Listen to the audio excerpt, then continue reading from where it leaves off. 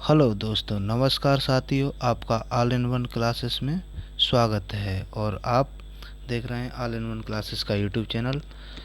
चलो आज हम आपको कुछ स्टैटिक जीके के बारे में बताएंगे, जहां पर आप पढ़ेंगे वर्ल्ड एलिफेंट डे, यानी कि वर्ल्ड एलिफेंट डे, विश्व हाथी दिवस। ये क्या होता है दोस्तों? ये विश्व हाथी यानी कि हाथियों के संरक्षण के लिए होता है, यानी संरक्षण मतलब बचाव, उनके बचाव के लिए होता है। और इनका बचाव हमें रखना है क्योंकि ये हमारी प्राकृतिक यानी कि एक तरह से धरोहर हैं। इसलिए हमें इस डे को हम 12 अगस्त को मनाते हैं। किसे? वर्ल्ड एलिफेंट डे को। इसे वर्ल्ड एलिफेंट डे को मनाते हैं। आइए आगे देखते हैं इसमें क्या है। The first world elephant day was celebrated in 2012, यानी कि इसे सबसे पहले 2012 में मनाया गया था। उसके बाद में कुछ मोस्ट इम्पोर्टेंट फैक्ट्स देखते हैं इसके बाद एलिफेंट्स से रिलेटेड।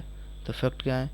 इसी के संबंधित एक प्रोजेक्ट टाइगर चल रहा है, यानी प्रोजेक्ट एलिफेंट और प्रोजेक्ट टाइगर। टाइगर अलग है लेकिन ये एलिफेंट से, जैसे कि प्रोजेक्ट टाइगर चल रहा है, प्रोजेक्ट एलिफेंट चल रहे हैं, ऐसे कई प्रोजेक्ट चल रहे हैं। उसमें एलिफेंट प्रोजेक्ट 1992 में चला था, 1992 में।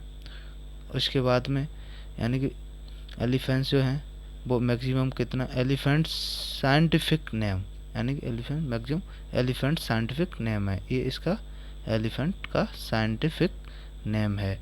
चलिएगा आगे देखते हैं। उसके बाद में आगे है India's first elephant hospital open in Mathura, यानी कि सबसे पहला हॉस्पिटल एलिफेंट के लिए हाथी हॉस्पिटल कहाँ खोला गया है? वो मथुरा में खोला गया है। मथुरा यानी कि यूपी, यूपी में मीन्स यूपी में ओपन किया गया है। उसके अगला फैक्ट देखते हैं। अगला फैक्ट क्या है दोस्तों? India first elephant rehabilitation centre to open in Kuttur Kerala, यानी कि कुट्टूर में खोला गया है। कहाँ खोला गया है? कुट्टूर में। चलिएगा दोस्तों उससे आगे देखते हैं आगे क्या है। कुछ और भी तथ्य हैं, आगे भी देखते हैं इसके कि आगे क्या क्या इम्पोर्टेंट फैक्ट्स हैं। अगला फैक्ट आता है India's first water clinic for elephant has opened इन मथुरा, यानी कि इंडिया में सबसे पहले वाटर क्लिनिक, वाटर क्लिनिक मतलब उनकी दवा वगैरह के लिए एलिफेंट से जो है अपन मथुरा, जो मैंने पॉइंट आपको पहले भी बता दिया। उसके बाद में सेकंड पॉइंट है, उसके बाद में है मध्य प्रदेश है has got its first elephant colony in Bandhavgarh tiger reserve. ये बांधवगढ़ टाइगर रिजर्व जो मध्य प्रदेश में है, वहाँ पर इसकी एक कॉलोनी बनाई गई है। क्या बनाई गई है दोस्तों? कॉलोनी। क्या बनाया गया? कॉलोनी। एक कॉलोनी बनाई गई है वहाँ पर। गॉट। एंड उसके बाद में आगे चलते हैं। नेक्स्ट में क्या है? Karnataka has highest number of elephants, यानी कर्नाटका में सबसे हाईएस्ट यानी सबसे अधिक एलिफेंट्स पाए जाते हैं। कितने एलिफेंट्स पाए जाते हैं? 6049, यानी कि मीन्स 6049 एलिफेंट्स पाए जाते हैं। किसमें? कर्नाटक में। ये भी आपको तथ्य याद रखना है। चलो उसके बाद में अगला है Botswana. Botswana has world largest elephants population, यानी कि बोट्सवाना जो है वो है वर्ल्ड लार्जेस्ट एलिफेंट पॉपुलेशन। ये सबसे ज़्यादा पॉपुलेशन पाई जाती है यहाँ पर, सबसे ज़्यादा है। उसके बाद में आगे चलते हैं। आगे क्या कहते हैं इसमें? आगे elephants state animal of Jharkhand, जो वहाँ का स्टेट एनिमल है, राजकीय पशु, वो झारखंड का है, केरला का है एंड कर्नाटका का है। तीन राज्यों में हमें एलिफेंट्स के राजकीय पशु होने के साक्ष्य हैं अभी हमारे इंडिया गवर्नमेंट्स के पास। तो एलिफेंट्स किस में? Jharkhand first of all, second Kerala and last Karnataka. उसके आगे चलते हैं हम इससे।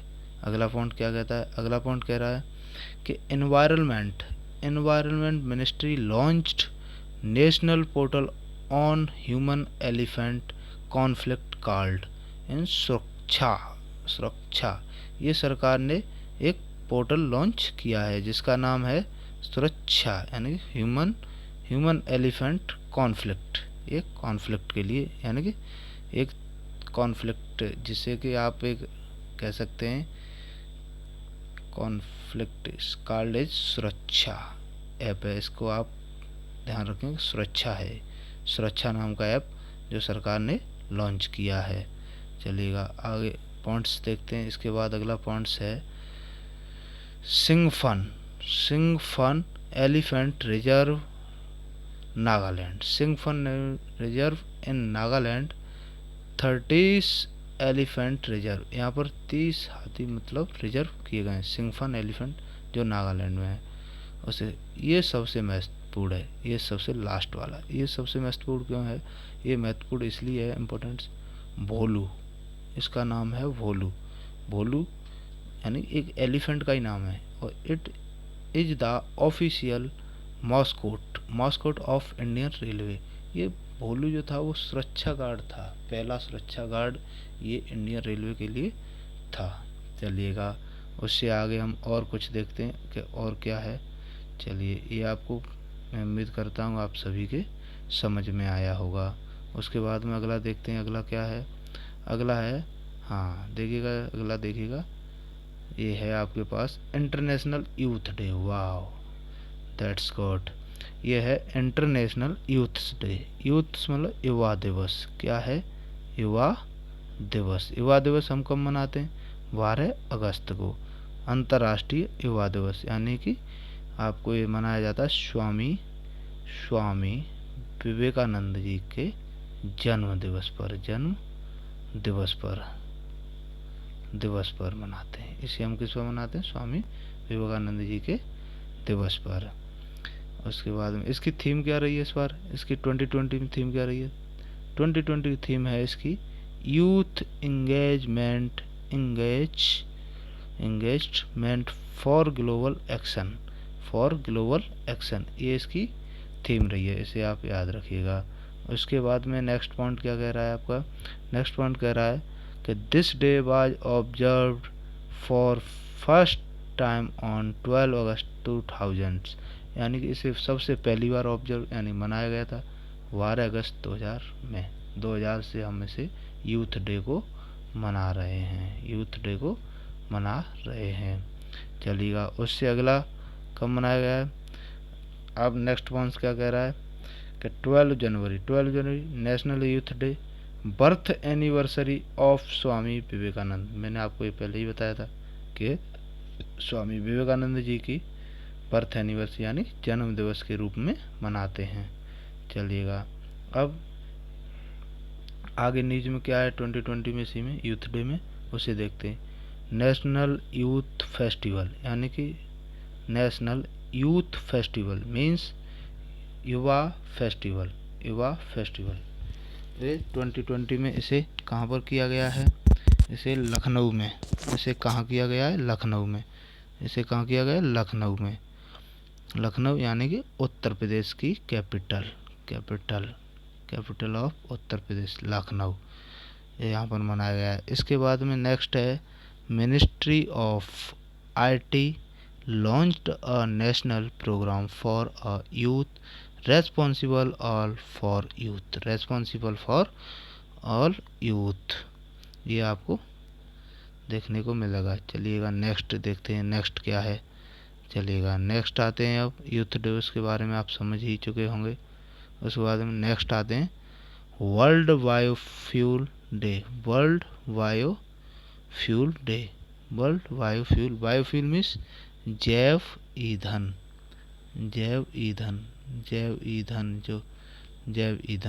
यानी वर्ल्ड बायोफ्यूल डे, जैव ईंधन दिवस। ये कब मनाया जाता है? ये मनाया जाता है हमारा 10 अगस्त को, अभी मनाया गया है इसीलिए न्यूज में है 10 अगस्त को। इसकी थीम क्या रही थी? इसकी थीम थी बायोफ्यूल्स टुवार्ड आत्मनिर्भर भारत। चलिएगा अब इसके बारे में और पॉइंट्स क्या हैं। ये ब्लैक रिवॉल्यूशन थी वो पेट्रोलियम प्रोडक्शन के लिए थी। ब्लैक रिवॉल्यूशन यानी कि पेट्रोलियम प्रोडक्शन के सिग्निफिकेंस क्या है? यानी कि इसके महत्वपूर्ण कुछ हैं, क्या है विशेषताएं?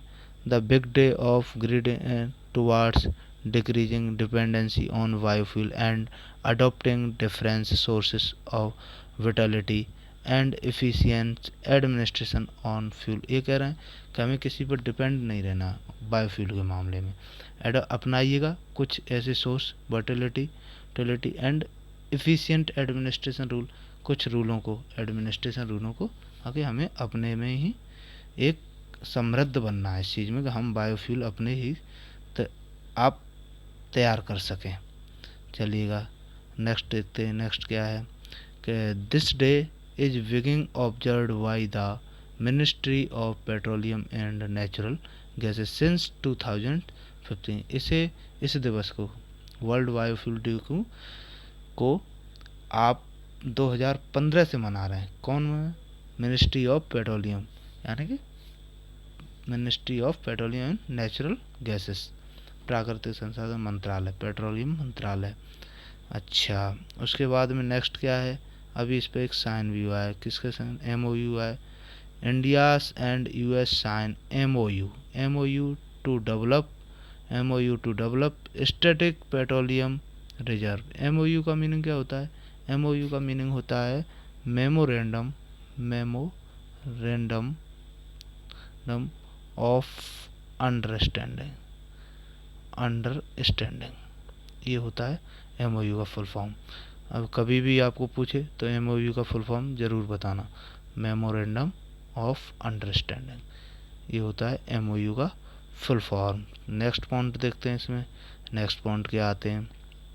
नेक्स्ट पॉइंट है petroleum minister and Tamil Nadu. Petroleum minister and Tamil Nadu CM inaugurate CVG plants in Tamil Nadu. Petroleum minister और तमिलनाडु के CM ने अभी CVG plants in Tamil Nadu inaugurate किया है, उद्घाटन किया है। British petroleum to set up global business serve centre in Pune. ये कहाँ पर है? ब्रिटिश पेट्रोलियम जो है, ब्रिटिश पेट्रोलियम जो सेटअप किया गया है ग्लोबल बिजनेस के लिए, वो कहाँ पर है? वो सेंटर इन पुणे में। उसका सेंटर कहाँ है? पुणे में। उसका सेंटर है पुणे में। उसके बाद में in which type of rocks, ये किस प्रकार की चट्टान से निकलता है? Are coal and petroleum found. ये पेट्रोल किससे फाउंड होता है? सेडिमेंट्री रॉक्स, यानी सेडिमेंट्री